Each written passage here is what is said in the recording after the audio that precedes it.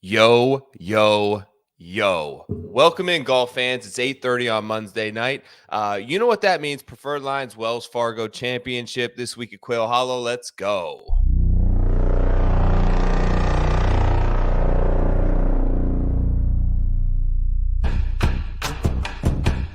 Full 9-iron for him. They're going to go nuts when he hits this thing.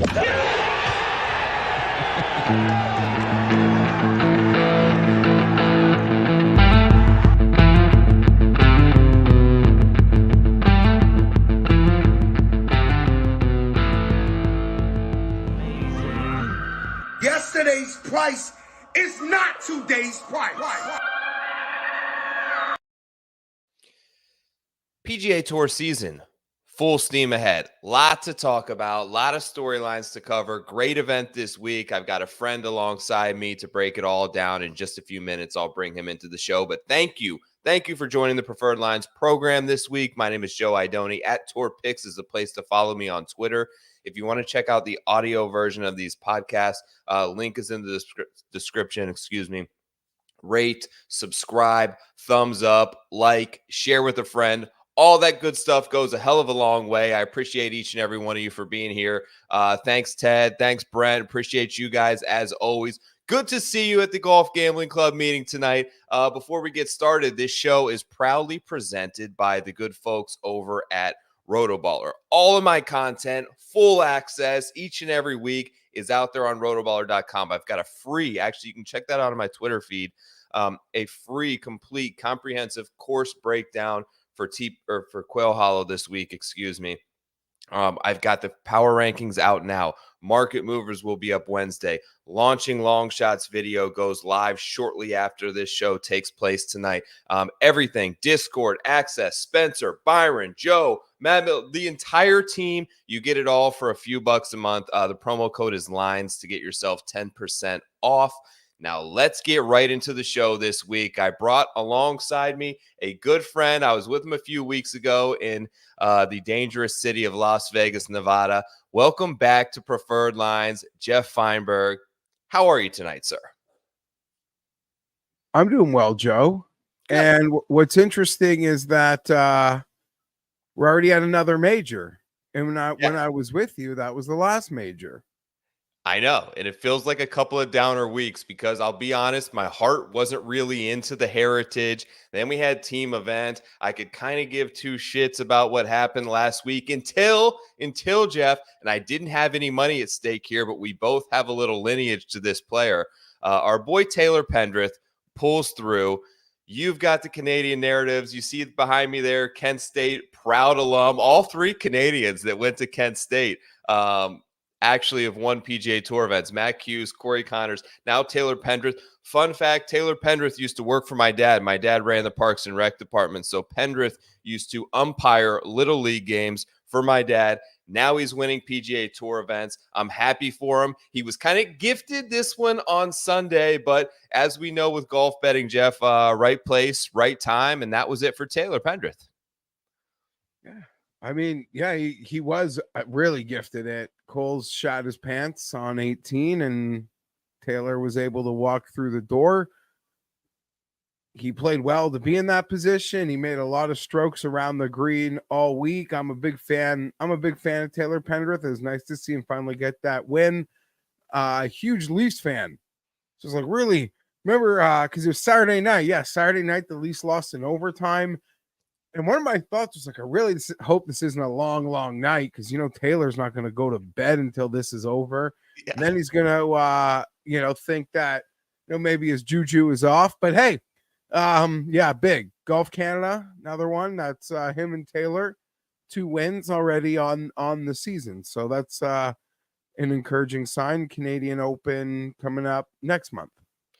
Yeah, so let's see. Pendrith is probably now a shoe-in, right? Nick Taylor's a shoe-in. Is Pendrith a shoe-in? I don't know. He just won an event. I mean, he's like you said, he's one of two. How many other players eligible for the international team have won this year? Okay, not many. Right. But I would argue there haven't been many American players who have won this year either. That being said, unless you're like a true locked-in guy, I really think so much of it's just going to depend on what happens like July and August Yeah. for you. Truth be told, like, Right. if Pendrith bottoms out, I don't know what his win in May, at the beginning of May, will be worth at the CJ Cup. Yeah. I mean, like, we'll see. It's interesting. Like that, it's always the international team's always up against it. And this isn't really an effort to say that they can win, but they want to put out the best team possible. And it's always a bit of a challenge. And with that, because there's so many like open chairs on that team, it really, you could argue outside of like 5 guys, the whole team is decided based on like post-July play. Without the live guys, which is its own Yeah, which I think they made the decision too early on that, but it's been made. But you'll have, without wins, you've got Hadwin, you've got Connors. Connors feels like he's got to be a shoe-in. And Hadwin and Mac Hughes are kind of flirting that line. They probably need a win, or they need some top 5s through the summer at least. Yeah, I don't even know that you need a win. Like, just as an example, and I think we'll say this a lot anytime you're going to try to figure it out down the stretch, is Pendrith made the last team. He didn't hit a quality golf shot until July that year, and it's not like anyone really knew who the hell he was. Yeah. So that just sort of shows you how volatile it is and how, I don't want to say how easy of a team it is to make, but again, like, nothing matters. Yeah. I think he had a second leading outside into of Hideki and Taylor and Connors. Day's probably on the team. Day, Pat seems to think there's some shaky ground with Adam Scott. I'm like, there's no way that they're gonna get enough bodies to kick Adam Scott off the team. Min Woo, I would think, is a surefire lock. Ben An, Sung Jae, Si Woo. So you could fill it up quick. Are there any South Africans anymore? EVR, but yeah, it's already a bad. There are places where there is a line. I've joked, we've done this before. Like, I have brown bag the President's Cup. The only places that have a line, and I'm going this year in Montreal. I'm probably not looking to do that. There's no way the US loses. I've seen some books post it. It is like minus 250, but they only let you win $150 on it. So, I don't even. That seems like that's a pretty free bet. But yeah, the team. I don't know where that team comes from. It needs Louis. It needs Cam Smith. It needs Neiman. Like, who's kidding who? Like, can't even pretend. So I know Tom Kim will be an interesting one too, because Tom's played terribly, but he was the hero. Ironically, at Quail Hollow, where Pendrith got the late nod, and I think went 0 for 4. He'll be on the team. I don't think there's enough players to kick like Tom Kim and Sung Jae Im off the team for bad play in the season. You know how many times, Joe, we have seen guys make the President's Cup team by default with like horrible years. Yeah. Be it any of those top end play, like even when Day was at his lowest or Charles was at his lowest. Leishman had a horrible year and made the team one time. It's an impossible team to not make if you have any sort of actual equity in like the golf landscape. It's an and then it is what it is. It is, the Ryder Cup is like the true competition. This is like I don't even want to call it Ryder Cup Light. Calling it Ryder Cup Light is like probably disrespectful to the Ryder Cup. It's just a made-for-TV exhibition that allows the PGA to like glad hand international markets in some way. Yeah, because they send it when they send it to South Korea. Like, it'll play huge locally, nationally. Like, it'll be a huge event within Canada. It really will. And because of that, maybe they do load the team up with Canadians. And that's corny. Like, we would get waxed, but it's corny TV if it's like Pendrith and Connors are hanging in versus any American team who just beat the shit. Like, I don't know. It's embarrassing when I actually think about it, but I'll be there, so I'd like it to be competitive. You know, I don't know. You should think about it. I know Mayo, I think he spoke about it with you in Yeah. Vegas. Like, Yeah, we're gonna have a bit of a content house. I know Kenny's know. coming. I mean, it just you know, Montreal's always a bit of a good time. Although you know, it's been a while since I've been there. But yeah, I don't know. It's anytime any of these international guys win or play well, we're gonna have this sort of conversation. Has it Like ever? SH Kim runs off a couple good weeks. And we're like, was SH Kim off on the team? Toasty finishes second place. Like, maybe Toasty can make the team. Yeah. That's how He fragile wins that the Myrtle Beach. team is. Like, you know, so. I know. Listen, I wanted to ask you because you made an interesting comment. I listened to a little bit of you and Pat's show this morning. Obviously, if you guys haven't checked that out yet over on Mayo Media Net, the pick show is out. So what I heard the majority of people saying this week is kind of calling the PGA Tour out for the CJ Cup Byron Nelson and saying we don't need events like this, Geoff, anymore. I actually thought that you made a pretty valid point that these type of events, they have a place in my heart as well. Listen, I like to bet golf every week, so I'm going to watch. But you made a point that sort of these are real life drama for people like Taylor Pendrith. And if we get Wyndham Clark and Max Homa this week, is there any drama there? Is there any drama in Live?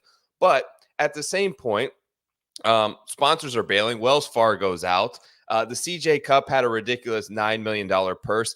And how does this tour is now for profit. Now, I don't know the ins and outs of the financials, but how is this tour making money when you have these shitty events? They can't afford to send Shot Tracker to New Orleans. All of a sudden, you can play in an alternate field event this week in the Myrtle Beach Classic at the Dunes Club and finish 11th and make $100,000 for a T11 in an alternate field event. These purses are outrageous. These guys have themselves way overvalued, but there is meaning in these events, and I would hate to see them shrink the schedule. Where are you at on this? Can they put the whatever the saying is, the worm back in the can or whatever it is? Now that the money is out there and there's an expectation that these purses are outlandish, can you possibly go back the other direction and say, listen, you guys are overpaid. This tour needs to make actual money, and we need to put the money elsewhere instead of in your pockets for a 43rd place? There's a lot there. I don't know how they go backwards. I mean, in the past, and I say it many times, in some ways, as golf like hardos, and we sometimes complain or often complain that they just play too much. They essentially run a Monday Night Raw schedule, right? Like, really, they do. They take 1 or 2 more weeks off than the WWE does. And in some ways, that is conducive to its evergreen nature. It's a very niche, casual sport that's good background TV, and there's a huge demographic of people that just know, well, they always, in some ways, prefer it to be a bigger event. They just know, like, dinner time on the weekend, I can put on TV one of these 2 stations, or if I want to watch early, it's Golf Channel, and there will be pro golf on. And sometimes I'll know who's on the top, and sometimes I won't. It's as reliable as like 60 Minutes is on a Sunday. Like, people just know it's there. It is like the nightly news to a demographic of people. It is just there. It's easy to find. It's comfort. I still think they play too much. Mm-hmm. In the past, we'd argue, okay, they play too much, but look at every sponsor. Like, name the list of people who sponsor this tour. And they have relationships with NBC and CBS. Like, they're going to say, no, we want to play less. I guess not. Clearly not. They do play too much. That being said, in a reality show world, there is, in some weird way, outside of major championships, way more drama when it is like Garnett and Trainer going up against Rory and the David v. Goliath moments, or just the David v. David, sort of like we got last week with Coles v. Pendrith. In some reality show, big break, it isn't big, it's way above that, because finishing 30th place in a shitty event still pays the bills. Kevin Kisner joked about it forever. I don't. Winning is great, but trust me, mad props to the dudes that just finished 43rd and keep that tour card and roll it in next year and keep it again. But the life-changing moments that happen when we're watching what we got yesterday, well, in some ways, it's more exciting to see Cantley versus Homa this weekend. It's bigger names. We love seeing big names hit big golf shots in big moments. Absolutely. What's it matter? Like, who the fuck cares? One wins, one doesn't. There's no exemption. Like, they have all the exemptions, essentially. They're not going anywhere. Like, they're in the pampered fucks category of the tour, right? Yeah. So it doesn't matter. And I made the point, like, every week, like, Liv never, they make fun of those leaderboards, the Liv Hardos. Yeah. But those are the true reality TV leaderboards. Yeah. And that's endearing to golf fans. In some ways it is.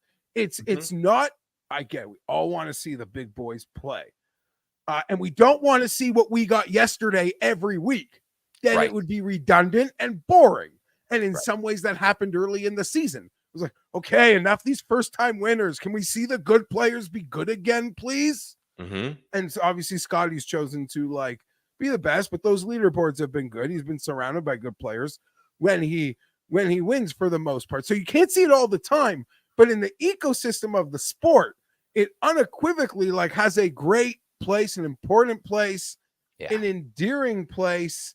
And when you put that aspect, like I don't want to turn it off. I don't have a bet, but I'm not turning it off. Yep. Because you get those stakes. So that's what's fun about it. But they play too much. They play too much. There's no denying it. There's too much golf on all the time. We can have a larger conversation about it. And maybe that's the PGA Tour's problem because they play too much. Yeah. Well, one of the things and like women's golf, I don't want sorry to keep rambling, but like every other sport, the women don't have to go up against the men. When it's like the big time women moments, they schedule it when the men aren't playing. The women's Final Four, it's great. It's awesome. They play it at the other days of the week than the men, like when the games become important. You're never going to watch women golf, even if there's the CJ Cup on. Like, I'm speaking for myself. I think I'm speaking for a lot of people. I love women's golf. They play great shots. In some ways, it's more relatable to amateurs just because like you don't hit it like as far as the man. I'm not even good enough to make that comment, but I mean to good amateurs, it's probably a way more relatable watch in terms of the distances and the clubs, yada yada yada. But so they have. How can they really grow when anytime they have a big event on, the men are still playing. The men are still playing, and that doesn't mean leave. I'm not saying go. Leave room for Liv to grow, but.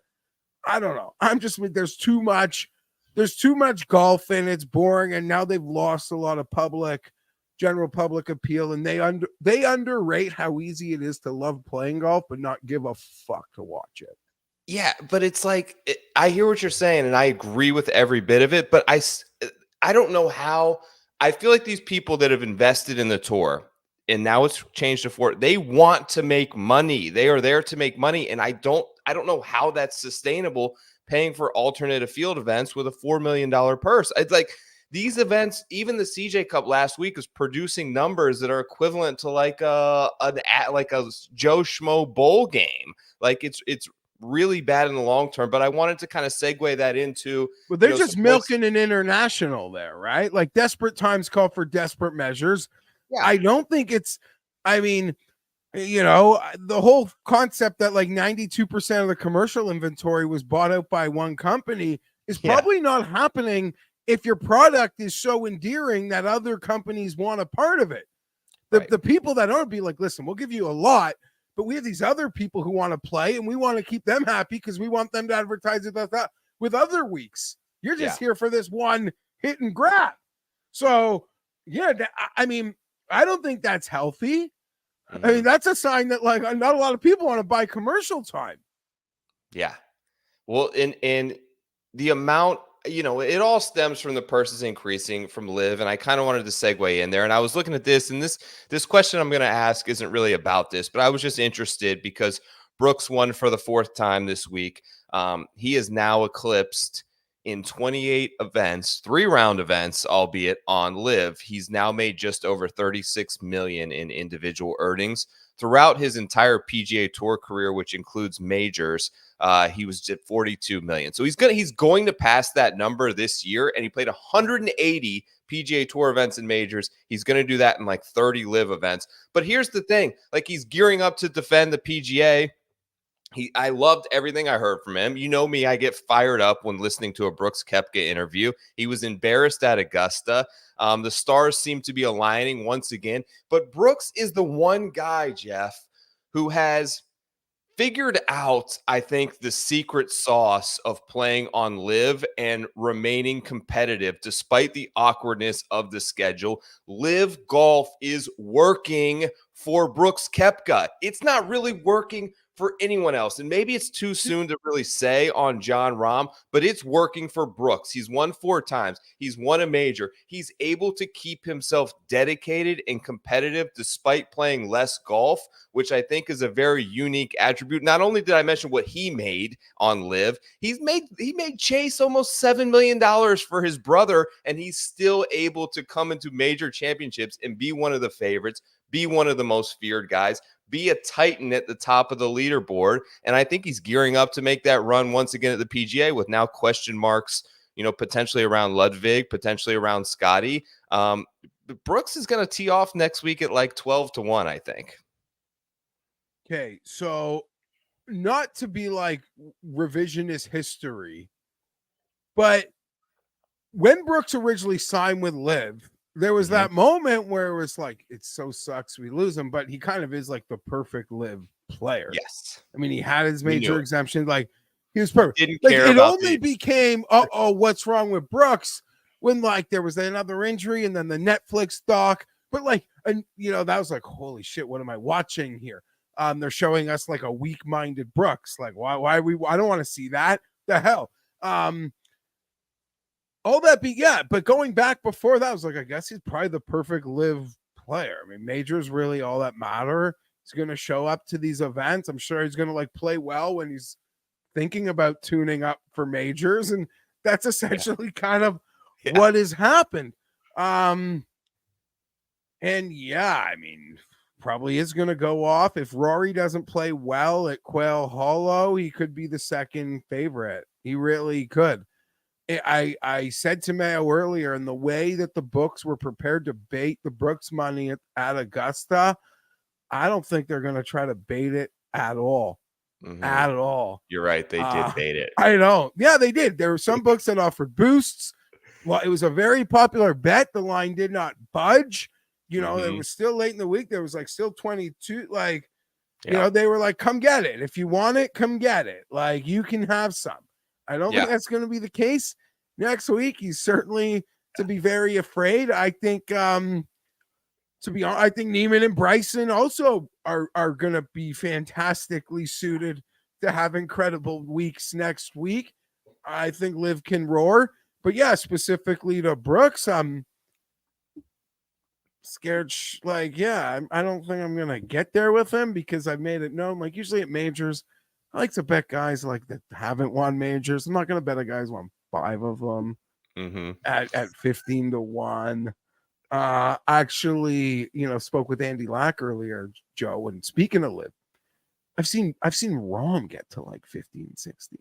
Yeah. I know there was a lot of noise. He had a lot of and he hasn't won on Liv. Yeah. There's still a lot of question marks. He hasn't made the transition as seamless as Brooks because he seems clearly out of his element.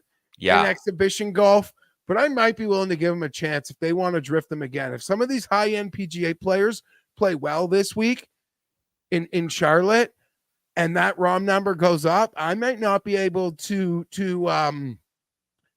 resist it. But this is new territory to have these sorts of players, this sort of field on this sort of course the week before the major.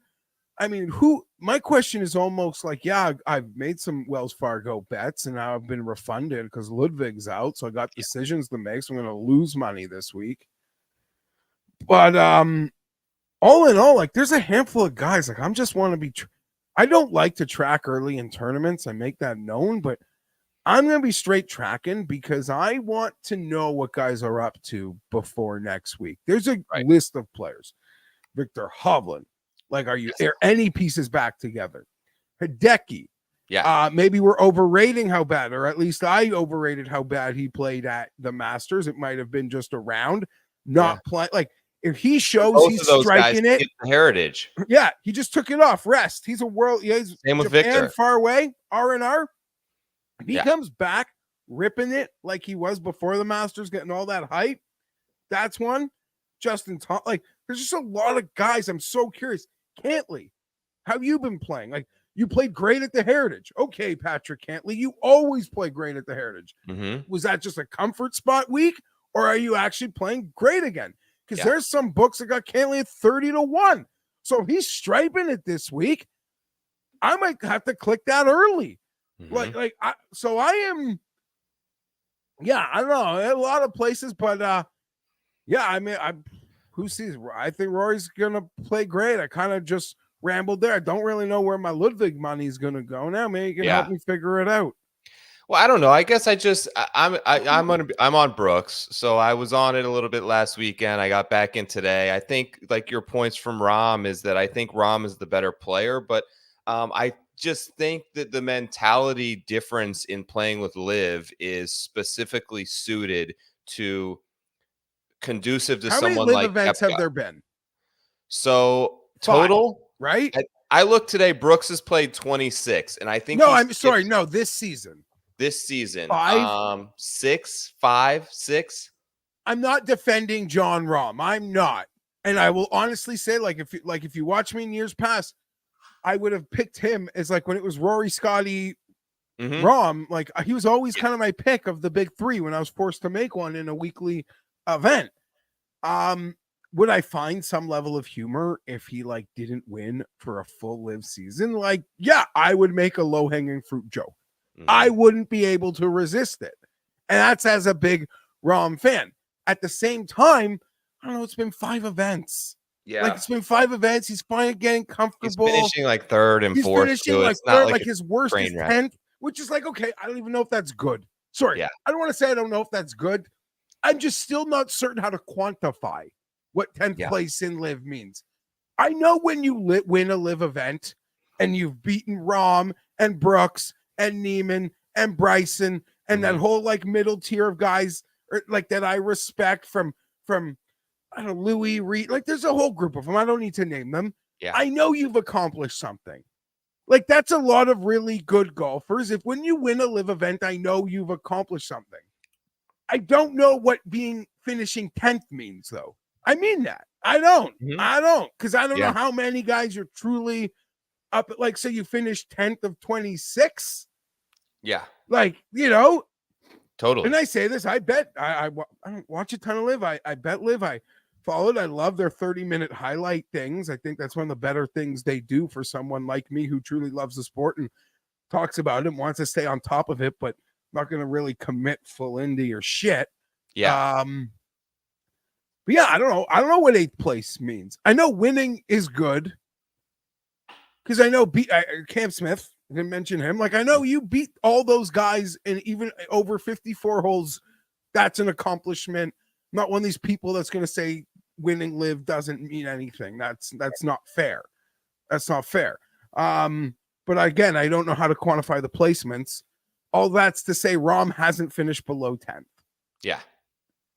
But there's been moments every week. You see him like miss 2-footers. You see him like shank shots. Yeah. And more so for me is what I saw, what felt like, and maybe this is just me looking at through a lens in which I bet him at Augusta National and paid pretty close attention. And we're talking about a few rounds here and there, but he looked ill prepared. And I think that Brooks is uniquely suited to be so self-motivated in terms of blocking everything else out, not needing the competition, not needing the sun, but understanding that it's all building, like it's all about him in his world. And maybe Rahm isn't like that. And maybe some of these other guys aren't quite like that. They're not struggling with that aspect of it.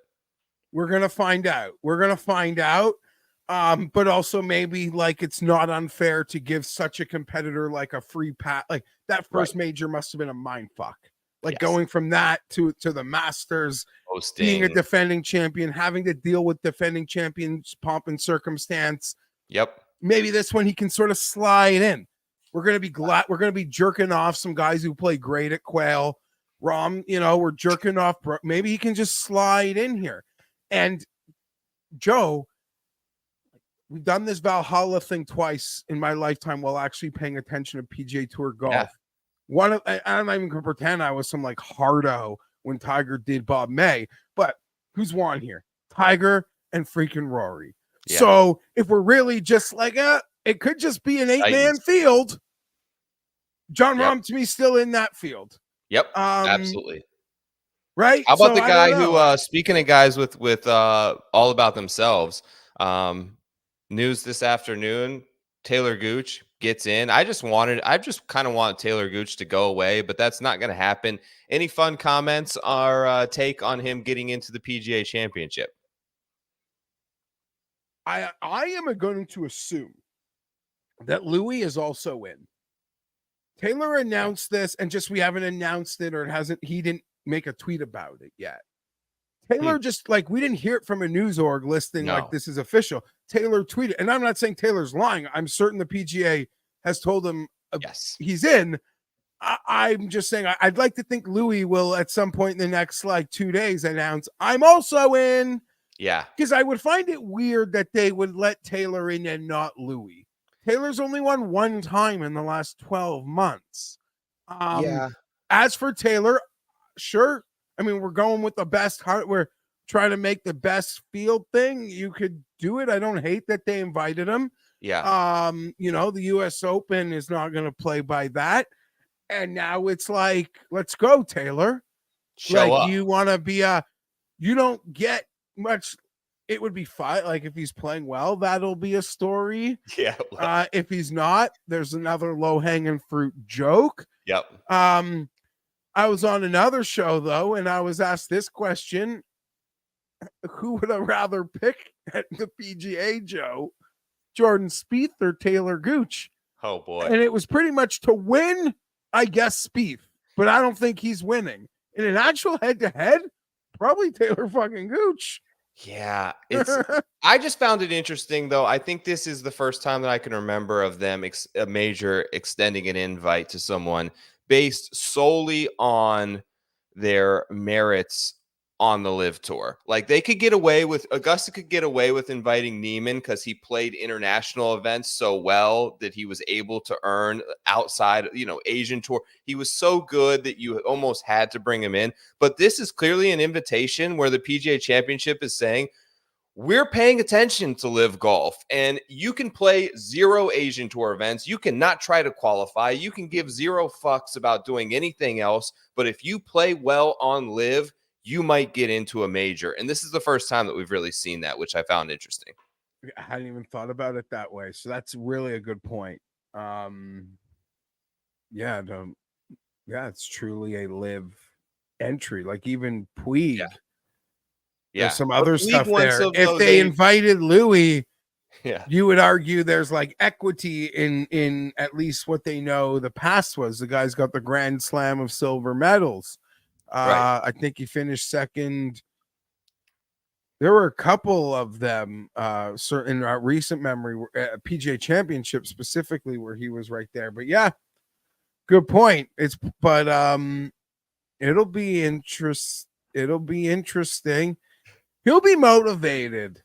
Brooks will, that's the thing. You don't know. Brooks probably major week, like he's in his own world. But I bet you Brooks is going to give him a pep talk. Like, you're representing freaking Smash. Like, you're representing me next week. I traded for you, buddy. Yeah, but it was, as a golf fan, like, when that clip last week that got shared, where, like, G-Mac is so eloquent about, like, his summer plans, and Gooch is like, nope. And I was like, okay, F this guy. Me too. All right, let's talk about Quail a little bit. Course stuff first before we start on the odds board. Obviously, one of the more challenging tests on the PGA Tour, championship worthy. The sixth most predictive course on tour. Recent champions are Wyndham Clark, 2023, 2021, Rory McIlroy, Max Homa, Jason Day, and then 2017, Justin Thomas, of course, won the PGA Championship here. George Cobb design, but it's basically a Tom Fazio course in my mind at this point. Substantial renovations in 97 and 2016 by Fazio. What's cool about this course that I think makes it different is it comes out in the first round of a fight when they ring that bell and punches you in the mouth with a flurry. The first hole is a 494-yard par 4 that plays a half stroke over par. All of the opening 3 holes played over par in every single round in 2023. So the first 3 holes are just brutal. It is a pretty simple handicapping exercise to me where it's bombs away. And, Wyndham last year hit only 40% of fairways and still gained strokes off the tee. Here's a weird thing about strokes gained. You're going to look and see that he gained 1 million strokes on approach last year when he won the 2023 Wells Fargo Championship. But that's only because he never hit a fairway. He hit for 39% of fairways. So when you're hitting from the rough, which is a 2-inch rough, which isn't difficult to get out of, and you still manage to hit greens at a high rate, your strokes gain approach numbers go way up. That's just the way the stat works, and it's a bit unfair. This is still a driving test. It's not really about approach play in my mind. Hit it far, bombs away. Don't worry about the rough unless you hear some changes from caddies or people on site this week. Crush the par 5s. I know the downhill sort of slipperiness of the putts, I can even remember from the President's Cup, can be challenging at times. But this to me is a big boy golf course. I named the list of recent winners, and you got to step up there, 7,500 yards, par 71, and swing away. And those are the sort of the player profiles that I was looking for this week. One of the reasons why, even though it doesn't fit him necessarily because there isn't a super demand on accuracy, I loved Ludwig this week. I had talked in our sort of preseason show about how Ludwig was going to knock off like an event like the Wells Fargo. I thought the summer of Ludwig was incoming. That's not the case now. Anything else before we get to the board here, Geoff, that you have like on like a little course tidbit that you are looking at this week? Yeah, sort of nailed all of it there. We're very familiar with Quail Hollow. It's one of my staples. Going back to some of the earlier stuff for losers like us who pay attention to this stuff, it's the last year of Wells Fargo, so it's another long-term sponsor. Yeah. What's up, Sia? How about before we get to the board, let me ask you this. I was thinking this because you're into like golf apparel like I am and the sort of scripting stuff. We're a week from the PGA Championship. We've seen like nothing. Is the Nike R&D department dead? Has Malbon and these other companies just sucked the life out of Adidas and Nike? And I look at these, like some of the stuff I see them putting out is so cringe. And I follow these accounts that keep popping up on my Instagram now that have like retro 90s Masters hats, and I'm like, these things are sick, and people are spending hundreds. Are we going to look back at in 20 years at the grit and the holla hats and be like, that's so vintage, those are so fire, like I can't believe I missed out on that trend in 2024? What's going on in the golf apparel world right now? Because to me it's awful. Yeah, it's awful, but it seems like the manufacturers have kind of given up. They don't even pretend to care anymore. They don't even try to push it. I think part of it, they've kind of realized that pro golfers don't really push any sort of product. There's like 3 players who can actually push product. They're better off just paying influencers.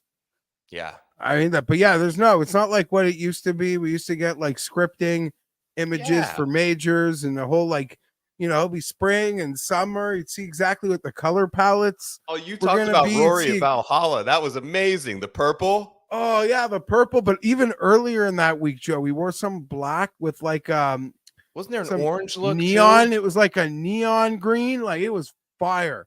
Fire. I got a pullover. Days. It's faded. That was one of my that Rory, his scripting when he won at Valhalla. Yeah. It's weird because they don't do it anymore. Nike does nothing with Scotty, and maybe that's him. And then I noticed like Adidas has like sole sponsorship of Ludwig. Like he doesn't have another logo on the kid. He's only Adidas, and they give him like a white shirt with a black hat, and then they give him a black shirt with a white hat, and then they give him like a silver shirt with a silver. It's like, so Yeah, there's like, no dude, personality there's nothing. there at all. Not to mention Nike is like out. Yes. Like they're like really just riding the guys that they still have.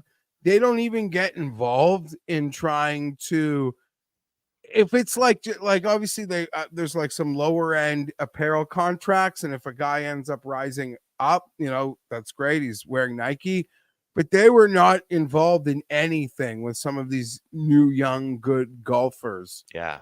In terms of signing them, they slowly but surely just sort of retired, Trying in some weird ways. Yeah. Yeah, it's weird. All right, let's get the board. All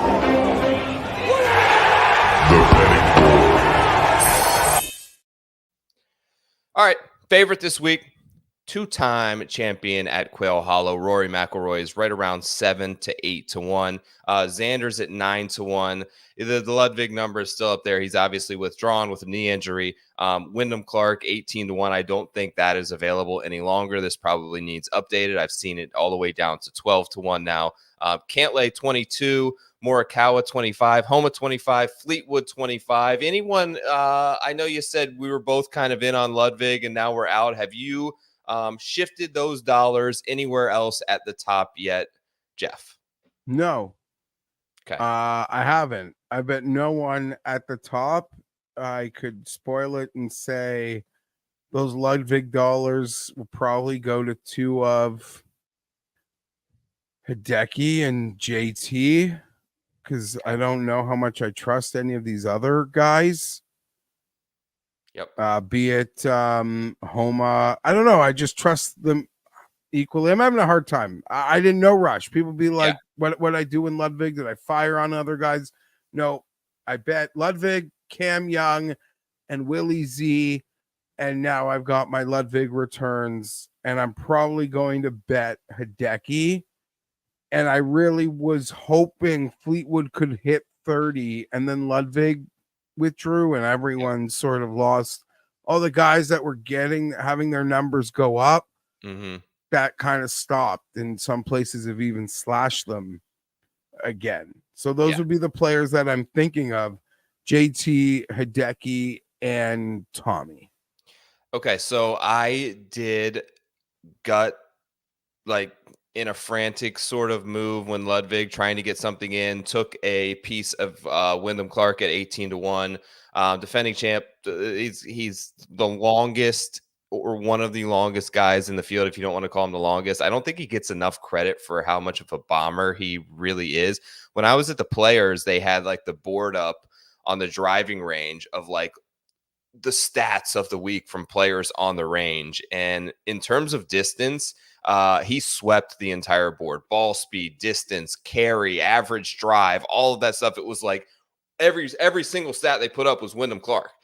He is deep. He's coming off a T3 at the Heritage. He had a couple of second places before that. He's playing well. He wants to defend, I think. He understands the course assignment that is Quail Hollow. I took him. You mentioned Hideki. He is on my card. I took a 35 to 1 on Hideki. I love kind of the fact that everyone was on him at the Masters and he disappointed them. But going back through his previous 5 starts, his stat profile was unbelievable. I'm going to hope that was an anomaly at Augusta. Was a little concerned that he skipped the RBC and we haven't seen him in a month. But, with his sort of body ailments, maybe that's a good thing. He led, actually, when they went back to, so he hasn't played this event much in the recent editions of the Wells Fargo, but I went back and looked at the PGA Championship. He led after the second round that year. He was in the final pairing on Sunday. Hideki made the turn on the Sunday of the PGA Championship with a 1-stroke lead and had 5 bogeys in his final 8 holes here to completely implode. And it was an unbelievable, like, he was crushed by it. But the Japanese press caught him. They were like, like the Japanese paparazzi, there are pictures of him crying behind the clubhouse after. This was before he was a Masters champion. Yeah. And where there was still a lot of this pressure. And then it was like, oh, these Japanese media, he'll never win. It's like what they say about the Maple Leafs here, Joe. They'll never win. There's too much pressure. Man. Yeah. Yeah. How about you just man up? Yeah. And Hideki did. He manned up. Yeah. Won his green right jacket. there, though. Now we're gonna get we met him young, and we're gonna get to see him grow old forever. But Yep. everything you said, I agree with. And I don't really know. There's a big, like, sort of 5-6 week stretch of golf coming up. Maybe Hideki's just like, here's my chance to take a month off, go to Japan. So I don't want to read too much into. He played the week before the Masters, dude. He was in that jabroni fest in Houston. So he played a lot leading into the Masters, and his plan probably was, I'm going to take some R&R right after it. So I'm not thinking it's anything other than he probably went freaking home and got rest. And we're going to see him striping it again.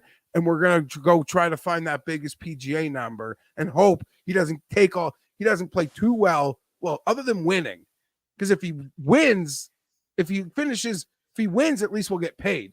If he finishes third, he's going to take all that hype like he did pre-match. Exactly. Then it's going to be this whole other story. Absolutely. He doesn't hit a ton of fairways. He kind of likes it when he can just sort of swing hard and rely on his approach play. Like the other course where you can hit like 45% of fairways and win is freaking Riviera, because dudes just don't care about the fairways there. They hit it in the rough and they rely on their approach play from the rough. And obviously we saw what he did there. It's not penal to miss fairways here. Swing it hard off the tee and just stripe your irons like he had done for 4 straight events. He was absolutely flushing it as well as anybody on tour before he got to Augusta National. I'm hoping that was just a 1 week lapse and we see him here again, and he's 33-1. You mentioned Justin Thomas. Are you doing that? Is that a course thing for you, or is it a gut thing, or do you see something lining up and trending in the right direction statistically? Honestly, it's me like hating everything. Okay.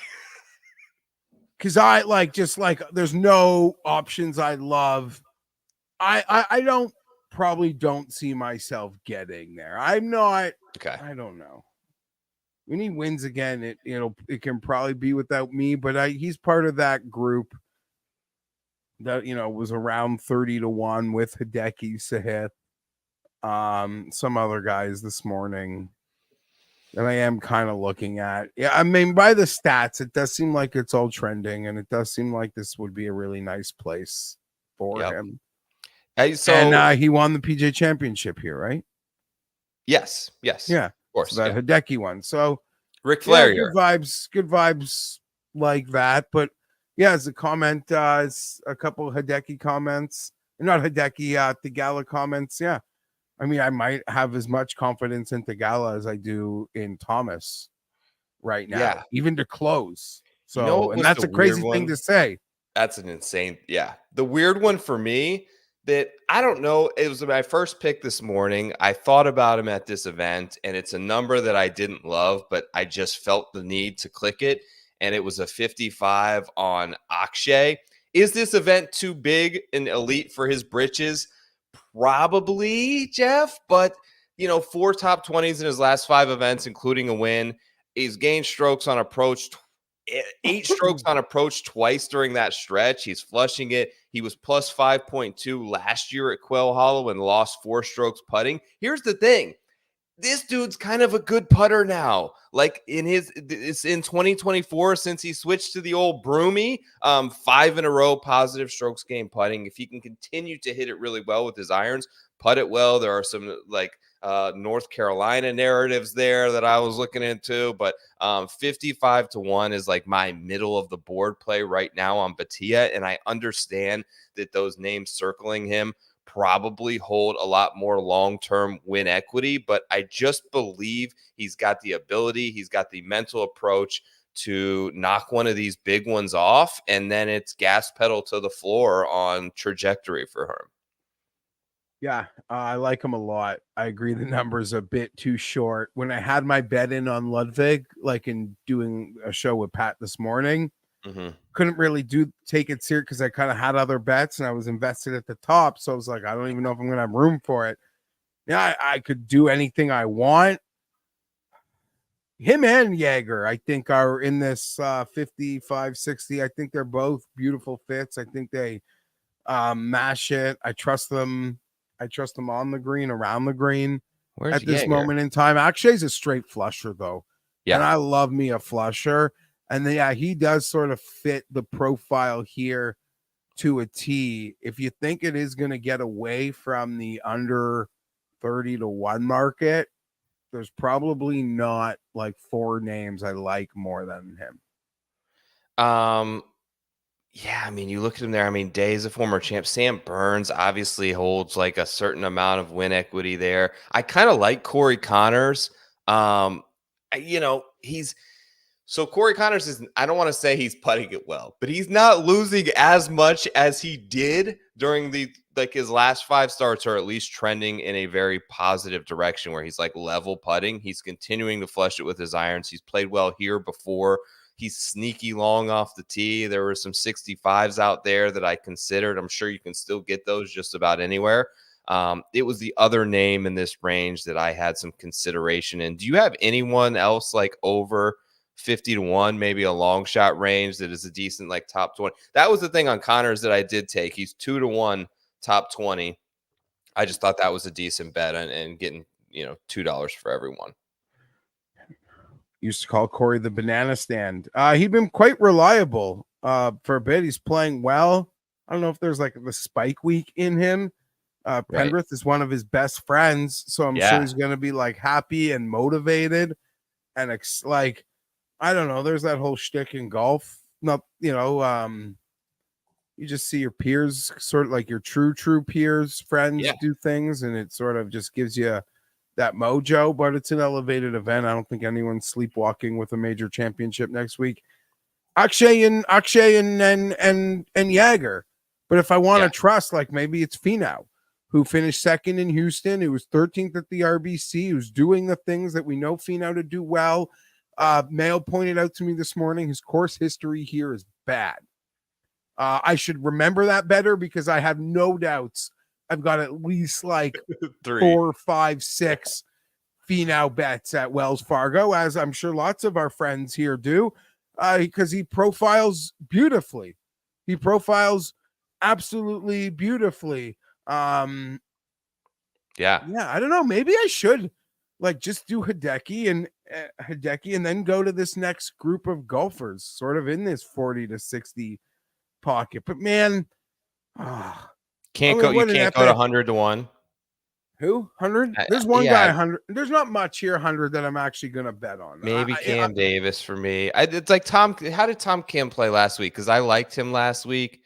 Okay, he shot. I don't know, fine. He made the cut, I think, on the number. I think he shot -2 on Sunday. Obviously, torched this place at the President's Cup. Was like really good here. Is the only reason that I'm bringing that name up, and he's flirting in the 80 to 90-1 range. I like the Taylor Moore, Eckroat, even Jake Knapp. You mentioned the full send quality of Quail Hollow. I don't mind him 100-1 or maybe some placing. Yep. All right, brother. Well, thank you for popping on the show. I know I ran you a little long. Are you just I'll throw it at you. I don't mean to do this longer because I probably gotta go. But did you make any Myrtle Beach bets? I bet Alex Smalley. How about you? Who was who did you bet? I do have one. Davis Riley. Okay, yeah. Is that still up? I saw Burgers. I didn't bet Burger yet. Then I saw people were betting that, and his number got. People are betting Burger. Yeah, he was 35. Now I'm seeing it like he's like co-favorite on some books now. Wow. Yeah, I don't really have. I don't know what I'm going to do, and I worry that 2 tournaments the week before a major is going to leave me a little overexposed, and a major next week. It's like a hobby of mine, and good hobbies should be expensive, and major championship golfs from the couch can sometimes get expensive. I accept that part of my life. I prepare for that part of my life. But I don't like 2 tournaments. I don't like a subfield the week before a major. I'll try to attack it responsibly. I don't exactly know what I'm going to do there. But when there's a golf betting board and the favorite is like 30-1, that's fun to like examine. That's fun to like, I'm going to deep dive this shit and see if I can come out of the other side. That being said, you know full well the guys you're betting at 50 have the same chance of winning as the dudes at like 120. But I'm going to do it anyway. Yeah, we'll fire a couple. My card will be up on Wednesday. Your video with Andy with some picks, I'm sure, is up now via Odds Checker. I'll have the launch up in the morning. shots video up shortly. Yeah, man, great to have you on the show. As always, Geoff, it was an honor. It was a pleasure. Good to talk to a friend, and best of luck this week and on to next week. I'm sure we'll be in contact ahead of Valhalla, but I can't wait for it, man. Second major of the year, and the PGA has been stepping up, man, in the major ranks. It's been crushed. It is the goods. There's not a major since like golf content became a thing. Since me and Pat been doing a show, it has been the best major championship from courses to leaderboards. It hits. It so rarely doesn't hit. It hits at such a higher rate than every other major. It's actually pretty wild how good they've been. I'm expecting nothing else. Last week, I was going to try to be entertaining and ask you for your winner. I know it's Brooks Koepka. Yeah, it's Brooks Koepka. That's my winner. I will be interested in Hideki, though, and what he does this week. I think you made a good call. Signs are pointing toward if he's just striking it well. Yeah, you know what buddy, I mean? You'll know. If he's flushing, I'll be clicking. Yes, if he's flushing him out of the rough and one-handed him to 15 feet, we'll be in on Hideki next week. It looks like the rough is going to be penal. It kind of reminds me a little bit of the PGA last year where they said the rough was so impossible and Brooks just torched that thing. It was my favorite major last year. Obviously, I had the winner, so that had something to do with it. But even going back, I mean, it's been such a nice run, even back to the Phil year at Kiowa. Like, it's been exciting down to the wire almost every year. I'll say it a ton this week. People, it's just a personal opinion, so it can't even be wrong. The Phil, Rory, Ricky finish at Valhalla is still my favorite major championship of the last decade. And there have been some really good ones, but it is, other than Tiger. Tiger's its own category. It's been my favorite major of the last decade. That finish. Phil, like, being tilted that they're letting Rory hit up in the dark. Ricky going for his first, like, that's still my favorite one. And like we mentioned, the Rory scripting that week. The goods, man. That was when Nike really had it going on. All right, good talk, buddy. We'll see you soon. Later, Joe. Later. The legend Geoff Fienberg, as always, was great to have him on the show. Excited for next week as well. Got a sort of really cool guest plan that I haven't had on the show before. So looking forward to that. Like, subscribe, do all those cool things that help the show grow. The YouTube channel is up now, so make sure you subscribe to that over there where you'll get all the content. Thanks again to the team over at Rotoballer for presenting this show each and every week. The promo code is LINES if you want to join and be a part of that team. Thank you all so much for watching this show. I hope that you all have a banger of a week. No time for final thoughts this week. My boy Byron and Model Maniac need the channel here in about 2 minutes. If you want more action, check them out over on the Rotoballer PGA Twitter account. They'll be going live here in about 90 seconds. Thanks again, guys. My name is Joe Idoni. This has been another episode of Preferred Lines. I'm out of here. Peace.